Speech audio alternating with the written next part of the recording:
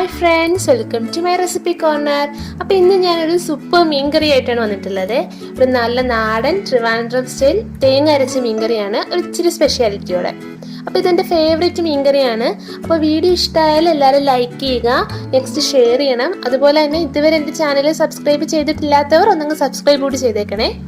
അപ്പോൾ ഇന്ന് നമുക്ക് പെട്ടെന്ന് ഈ അടിപൊളി അയലക്കറി ഉണ്ടാക്കുന്നത് എങ്ങനെയാണെന്ന് നോക്കാം. അപ്പോൾ ഈ ഒരു മീൻകറിക്കായിട്ട് ഞാനിവിടെ ഇതുപോലുള്ള 3 അയലയാണ് എടുത്തിട്ടുള്ളത്. അപ്പോൾ മീനിൻ്റെ എണ്ണമൊക്കെ നിങ്ങളുടെ വീട്ടിലെ അംഗങ്ങൾക്കനുസരിച്ച് മാറ്റിയെടുക്കാം. അപ്പോൾ ഇത് നന്നായി കഴുകി വൃത്തിയാക്കി മുറിച്ചെടുക്കാം. അപ്പോൾ ഞാനിനി മീൻകറിക്ക് ആവശ്യത്തിനുള്ള തേങ്ങ അരയ്ക്കാൻ എടുക്കുകയാണ്. ഒരു വലിയ കൈപ്പിടി തേങ്ങ തിരുമ്മിയത് എടുത്തിട്ടുണ്ട്. അതായത് അരമുറി തേങ്ങ ഫുൾ എടുത്തിട്ടില്ല, ഒരു 1/4 ഭാഗം. ഇനി അതിൻ്റെ കൂടെ ഒരു 4 ചുവന്ന ഉള്ളി. മീൻകറിക്ക് ചുവന്ന ഉള്ളി തന്നെ വേണം കേട്ടോ. സാധാരണ പറയും പോലെ ചുവന്നുള്ളി ഇല്ലെങ്കിൽ സവാള എടുക്കാന്ന് ഞാൻ പറയുന്നില്ല.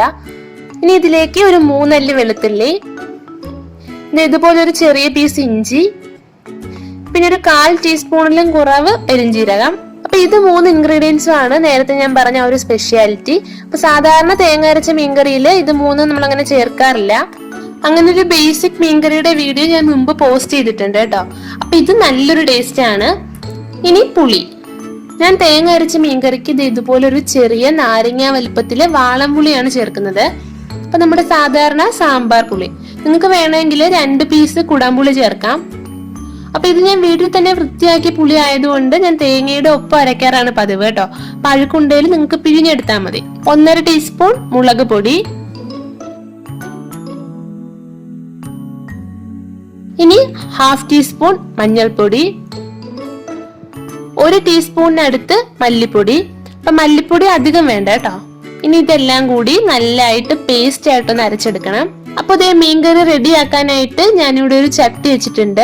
അപ്പൊ ചട്ടി ചെയ്യുന്നതാണ് മീൻകറിക്ക് എപ്പോഴും ടേസ്റ്റ്. ഇനി ഇതിലേക്ക് നമ്മൾ നേരത്തെ അരച്ചു വെച്ച തേങ്ങാക്കൂട്ട് ചേർക്കാം.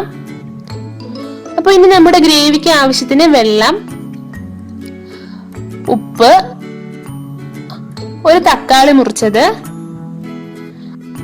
ഇനി ഒരു തണ്ട് കറിവേപ്പില, പച്ചമുളക് കീറിയത്, ഇതെല്ലാം കൂടി ചേർത്തിട്ട് ഈ കൂട്ട് നന്നായി ഒന്ന് തിളയ്ക്കണം.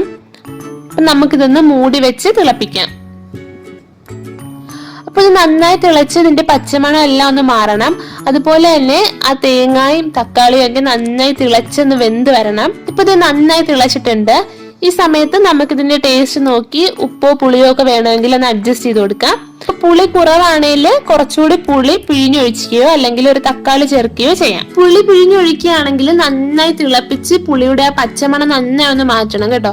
തക്കാളി ആണെങ്കിൽ മീൻ വേവുന്ന കൂട്ടത്തില് അതുപോലെ അങ്ങ് വെന്തോളും. എനിക്കിപ്പോ ഇതിന്റെ എരിവും പുളിയും ഉപ്പും എല്ലാം കറക്റ്റ് ആണ്.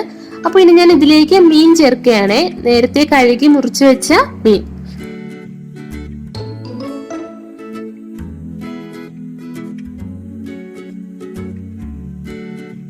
ഇനി ഇതങ്ങ് ഒന്നുകൂടി മൂടി വെച്ച് വേവിച്ചെടുക്കാം. ഒരു മീഡിയം ഫ്ലെയിമിൽ വെച്ച് മൂടി വെച്ച് വേവിക്കാം. ഇപ്പൊ മീനൊക്കെ നന്നായി വെന്ത് വന്നിട്ടുണ്ട്. ഇനി ഇതിലേക്ക് ഒരു 2 നുള്ള് ഉലുവാപ്പൊടി ചേർക്കാം. ഇനി ഇത് നന്നായി ഒന്ന് തിളക്കട്ടെ. അപ്പൊ തിളച്ച ആ ഗ്രേവി എത്രത്തോളം കുറുവണം അത്രത്തോളം ഒന്നങ്ങ് കുറുക്കിയെടുക്കണം. ഒരുപാട് കുറുക്കിയെടുക്കണ്ട കേട്ടോ. ഇത് ഇരിക്കുമ്പോ ഒന്നങ്ങ് വീണ്ടും വറ്റി വരും. ഇത് ഇത്രയും മതി. എനിക്കിതാണ് പാകം കേട്ടോ. ഇനി ഇതിലേക്ക് നമുക്ക് കാച്ചി ഒഴിക്കാം. പച്ച വെളിച്ചെണ്ണ ഒഴിക്കുന്നവരും ഉണ്ട്. പക്ഷെ തേങ്ങ അരച്ച കറിയിൽ എപ്പോഴും കടുക് പൊട്ടിക്കുന്നതാണ് അതിന്റെ ആ ഒരു ടേസ്റ്റ്.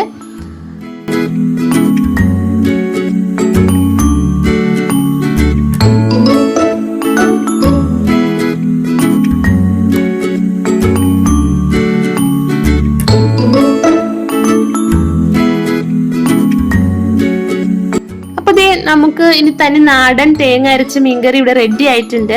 ഇത് കുറച്ചു നേരം ഇരിക്കുമ്പോഴാണ് ആ ഒരു കറക്റ്റ് ടേസ്റ്റ് ഉണ്ടാവുക.